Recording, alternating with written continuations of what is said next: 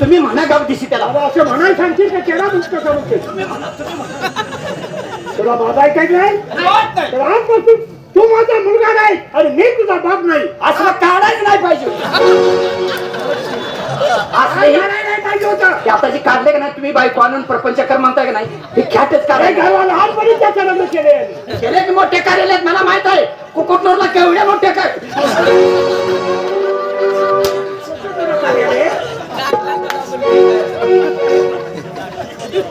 बाबासाहेब मी तुमच्या शब्दाला कर्मर सुद्धा किंमत देणार नाही मला फक्त आणि फक्त मित्र प्रेम निभवायचं आहे त्याबद्दल तुम्हाला काही सजा द्याल ती मला मान्य आहे अपमान अपमान बापाचा अपमान ज्या बाप जन्म देत्या पित्याचा अपमान करतो तुझी स्वतःची बायको आणून सुखाचा संसार उघड्या डोळ्याने स्वतःच्या पप्पाला धावत नाही असला पोरगा कसला कपडे काढ काय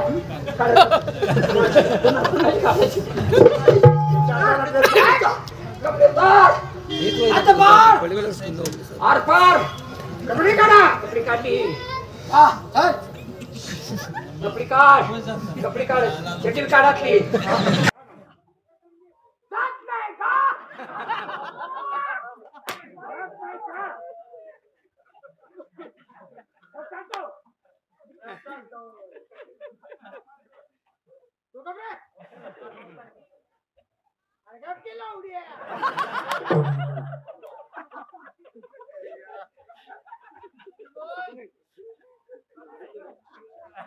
गरबार आहे मला मागण्या हसतोय म्हणतो जा की लावडी मांगड्यात नव्हतो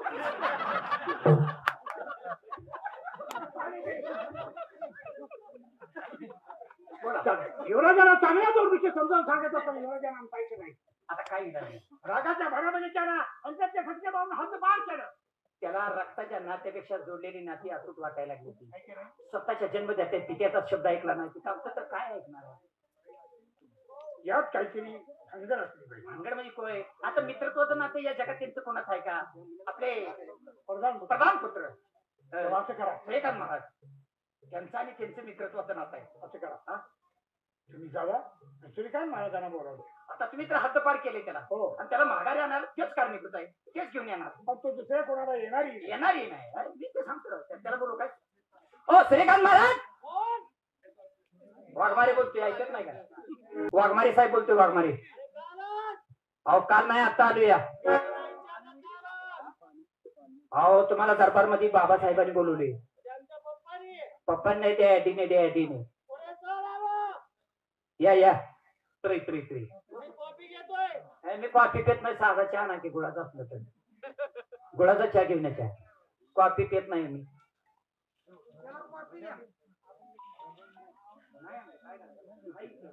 काय करायचं काय नाही तुंतून मागितलं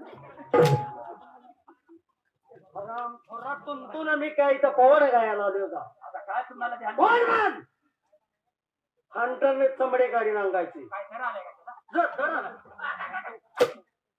काय आता तुम्ही म्हणताय चमडी काढी म्हणल्या हराम खोरानं बोलवता ते बोलवता काय करते मला इथं कशासाठी बोलवलं तुम्हाला महाराजांनी बोलवले आता का बोलवले काय नाही पण काय आला का आता वाक वाक करायला लागलाय म्हणताना वाक वाक करतोय काय मी अरे आनंदानं हसतोय आनंद आणलाय काय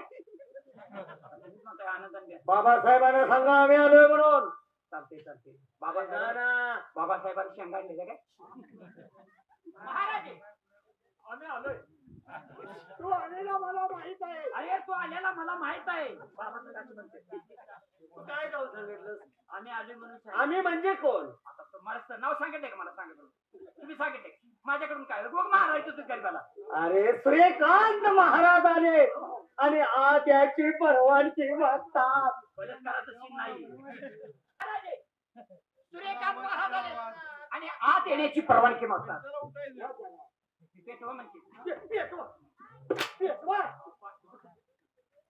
ए हराम कोणा त्याला कळत नाही कोणा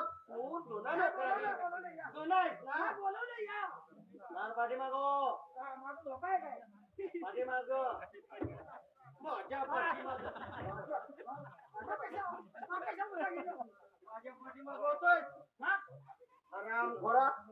माझ्या पाठीमागं काय काम आहे? तुम्ही म्हटलं की मागं थांबा. साईट काय ती का साईट?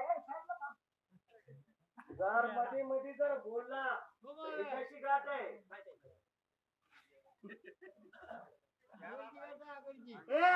इथं आताच पकडलं दादा जवळीमध्ये. याला दामन म्हणतात, दामन. काय लोक काय म्हणतात, दामन असं शेपटाचा काटा मारला की लोक गुळा होतो, गुळा.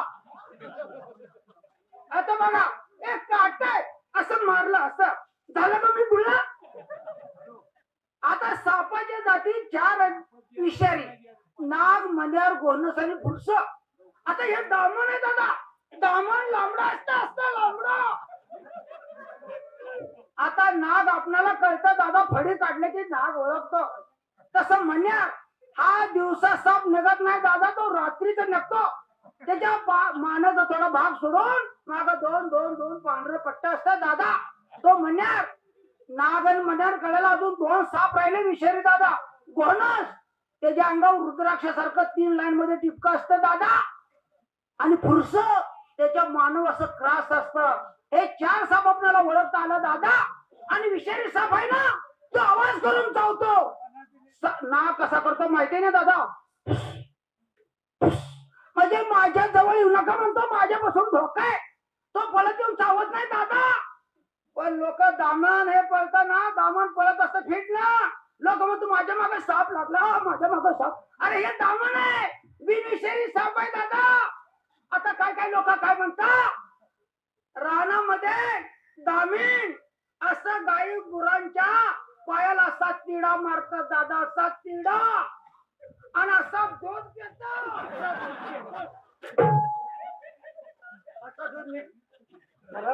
काय बोलतो. दरबारचे विनोदी नोकर आहेत म्हणून गमतलोय. बाबासाहेबांच्या चरणी कोटी कोटी प्रणाम, आशीर्वाद. मला समजतंय की श्रीकांत. बोला बाबासाहेब. तुम्हाला बोलवण्याचं कारण? कोणतं कारण? हे पहा, आमच्यातून एक चूक घडली. आतापर्यंत कधीच चूक तुमच्या हातून घडली नाही, मग आज चूक घडली कोणती? माणूस हा चुकीचा पुतळा आहे. बरोबर आहे. चुकी बर काय झाले तुम्हाला उघड सांगतो. सांगा. आमचे युवराजी चंद्रकांत महाराज, बर त्यांच्या लहानपणी लग्न झाले. आम्ही त्यांना म्हणालो की मी तुमच्या काकीचा तुमची पत्नी घेऊन आणि सुखाने संसार करा. मग जरा सांगत असताना ज्याला त्यांनी नकार दिला ते म्हणाले की मला मित्रप्रेम शिकवायचं. या जगामध्ये सर्व श्रेष्ठ आहे तर मित्रप्रेम. बाबासाहेब, तुम्ही त्याला काही चुकीचं बोललेलं ना, कारण त्याची पत्नी आणून प्रपंच केला पाहिजे.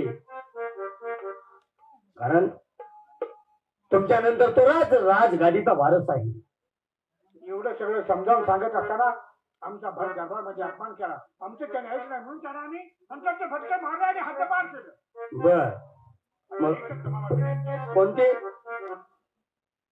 त्याला मित्रप्रेम शिकवायचं. जगामध्ये सर्वश्रेष्ठ मित्रप्रेम आहे की नाही? हो. त्याच्या जीवाचा जेवढेच मित्र कोण? हा मीच की. तुम्हीच आहात. हो. तेव्हा आमची इच्छा आहे की तुम्ही या क्षणी जावा. युवराजी कुठे असतील 2 गोष्टी त्यांना समजावून सांगा आणि त्यांना परत घेऊन या. ठीक आहे.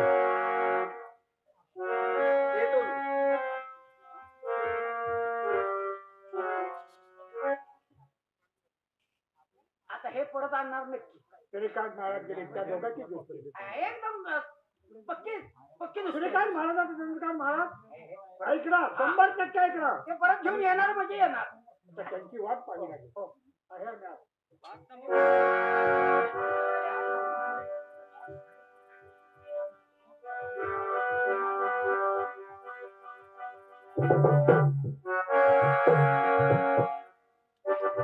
बाबासाहेबांनी माझी पत्नी आणण्याचा हट्ट धरला आणि मी तो नाकारला. कारण मला फक्त मित्रप्रेम निभवायचं आहे. या जगात सर्वात श्रेष्ठ असेल तर ते मित्रप्रेम. यासाठी मी बाबांना हट्ट धरला, पण बाबांनी मला राज्यातून हद्दपार केलं. पण आता काय दिसेल तिकडे रस्ता, त्या रस्त्यानं गेलं. वाट पाहायची आणि कुणाची पाहायची काही नाही. जिकडे रस्ता मिळेल तिकडे जायचं, फक्त भटकत राहायचं. पण अजिबात बाबासाहेबांच्या शब्दाला किंमत द्यायची नाही आणि परत एकदा आपल्या वाड्याकडे जायचं नाही. तेव्हा थांबलंच पाहिजे आणि निघालंच पाहिजे.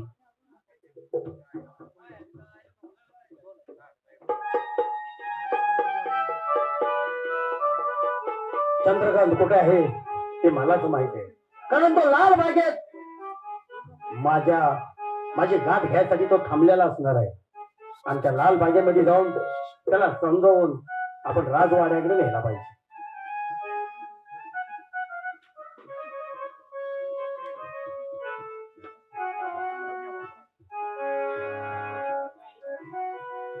पाहूया थोडा वेळ वाट. आता या लाल बागेत आलोय खरं, पण माझा जीवाचा जीवलग मित्र, म्हणजे ज्या मित्रासाठी मी माझ्या पत्नीला नाकारलं, तो माझा मित्र येईल. त्याची थोडा वेळ वाट पाहायची, त्याच्यासोबत दोन गप्पा गोष्टी करायच्या आणि मग लगेच आपली वाट धरायची. बस त्याची थोडा वेळ वाट पाहण्यामध्ये झालं.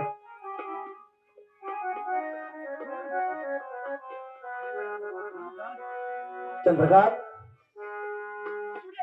अरे कसा आहेस रे तू? अरे तुझ्या शेवट मी अर्धा आहे. अरे मी सुद्धा. कारण तू तिथं मी असणार आहे. यात्रा बरोबर आहे. जरा पाण्याची सोय करायची, यात्रा कमिटी पाण्याची सोय करायची. पण मला काय म्हणायचंय, तू एकटाच असा दुःखी होऊन का बसलाय? काय सांगायचं. अरे बाबांनी माझ्या लहानपणी पाण्याला बाशिंगपासून लग्न केलं आणि ते मला आत्ताच समजलं. आणि बाबासाहेबांनी हट्ट धरला की जा तुझ्या सासरवाडीला जा आणि तुझी पत्नी घेऊन ये. पण नाही, मी बाबासाहेबांचा तो शब्द नाकारला. कारण मी बाबासाहेबांना म्हणालो की बाबा बाप धनाचा, आई मायेची, बहीण आशीची आणि बायको लोकाची, पण जगात श्रेष्ठ असेल तर ते आणि ते फक्त मित्र प्रेम. बरोबर आहे तुझं. त्यासाठी मला आपली मैत्री टिकवायची आहे. म्हणून मी तो शब्द नाकारला आणि बाबासाहेबांनी मला हंटरचे फटके मारून राज्यातून हद्दपार केलं. म्हणून आपल्या रोजच्या ठिकाणी म्हणजे लाल बागेत मी तुझी वाट पाहण्यासाठी आलो आणि तेवढ्यात तू मला भेटलास. चंद्रकांत, बाबासाहेब काही चुकीचं बोलले नाहीत, कारण तुझं लहानपणी लग्न झालंय.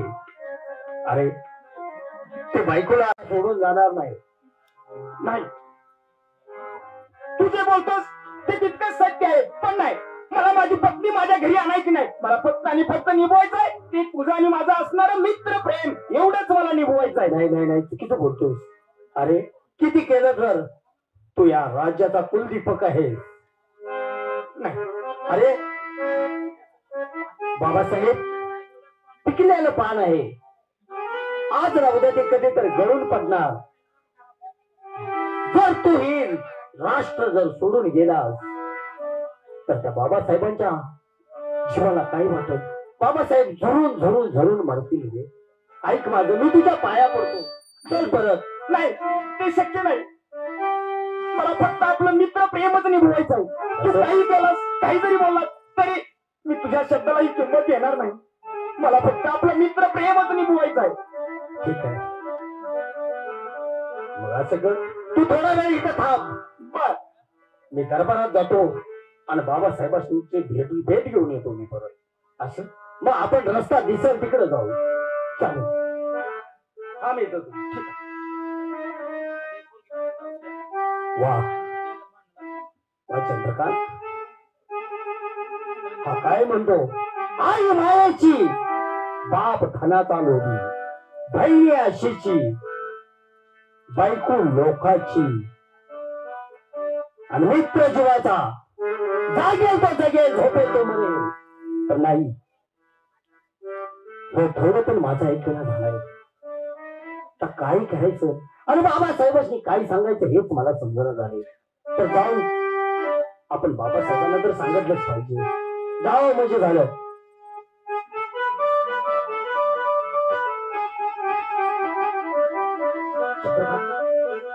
बाबांची भेट घेण्यासाठी गेला आणि मला ते वाट पाहण्यासाठी सांगितलं. थोडा वेळ आधी त्याची वाट पाहण्यामध्ये झाली.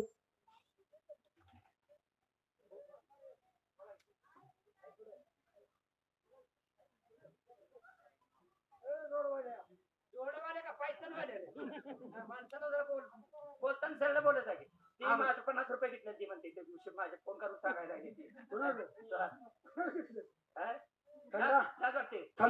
थंडा पिलो जेवणार जेवलोस काय खाल्लं काय माती खाल्ली तुझ्या काय खाते काय कुत्र्याला आणले का काय धंद्याचं नाही तसं आम्ही सांगितलंय काम बाबासाहेबांनी सांगा मी आलोय म्हणून काम केलं असेल फक्त चेहरा पडल्यावर कळत नाही अवघड आहे बाबा जिथे आम्हाला जमीन ती तुझ्याकडे खाऊन या ओ महाराजे महाराजे या तुम्ही जर राष्ट्रात माणूस राखताय काही कळ ना आले प्रधान पुत्र सूर्यकांत आले आले हात घ्या आणि काठी काढा काटे काढते आतमध्ये बोलवतो तुम्हाला नमस्कार बाबासाहेब तू बाबासाहेब आहेस का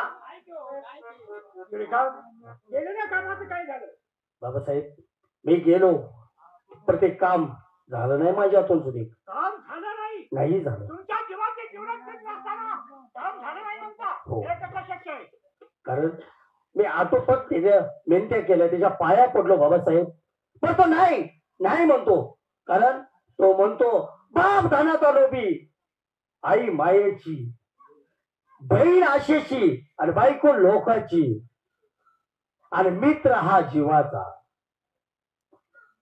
तो काही केलेलं ऐकाय तयार नाही बाबासाहेब जीवाचे जीवनापेक्षा तुम्ही आहात ना हो मग तुमचं कसं काय याच्यामध्ये काहीतरी भानगड असली पाहिजे. नाही बाबासाहेब बाबासाहेब काही सुधीक भानगड नाही हो मी किती केलं तर मी कधीच खोटं बोलणार नाही तुम्हाला ती माणसाचं तोंडावर कळते की म्हणजे काही चाललंय का रस्त्याने आम्ही ओळखले विषय आमचं वय विरुद्ध झाले ती तुमचा फायदा घ्यायला लागले तू आज ना उद्या आम्ही स्वर्गवासी झालो जसं तसं तुम्ही म्हातार व्हाल तसं तसं यांचा चाव चाललाय हो श्रीकांत महाराज तुमचं मत आम्ही ओळखले कारण या जगात श्रेष्ठ नातं तुम्ही मित्रत्वाचं त्याला जोडलं आणि तुमच्या नात्यासाठी स्वतःच्या बापाचा जन्म देत्या त्याचा त्याने शब्द मोडला आणि बापानं त्याला हद्दपारची शिक्षा केली तुम्हाला वाटलं असेल की तो आता हे कायमचा निघून जाईल आणि असणाऱ्या इष्टिकेचा वारस तुम्ही व्हाल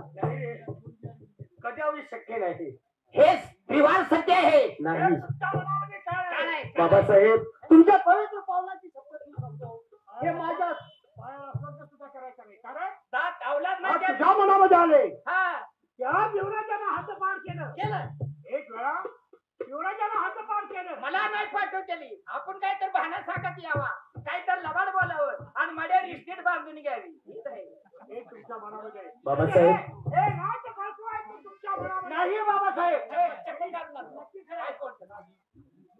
काही शक्य नाही आराम थोडा नाही तर चालतो तू इथं थांबायचं नाही बाबासाहेब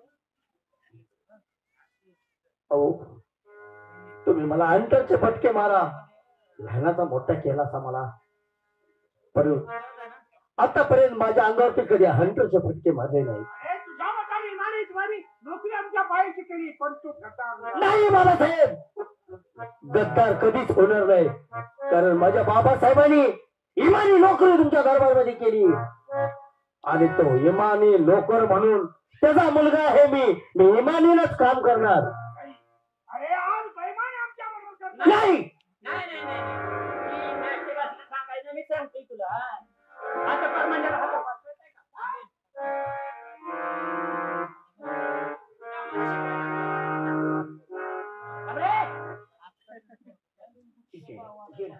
आता याला यातून गेला पण आता म्हणजे याच्यामध्ये एक अडचण आहे कारण त्या दोघांची दोस्ती शहरामध्ये दौंडी करा बरोबर आहे महाराजे त्या दोघांची दोस्ती तुटल्याशिवाय युवराजे परत येते बरोबर आहे या जगात अशी काही माणसं आहेत की रक्ताचं नातं सुद्धा तोडणारी माणसं आहेत आणि साता समुद्राची गाठ घालणारी सुद्धा माणसं आहे या जगामध्ये तुम्ही म्हणताय तसंच करतो शहरामध्ये चंद्रकांत महाराज आणि सूर्यकांत महाराज या दोघांची कोण दृष्टी तोडल त्याला 10,000 रुपये इनाम आणि बहुमानाची जागा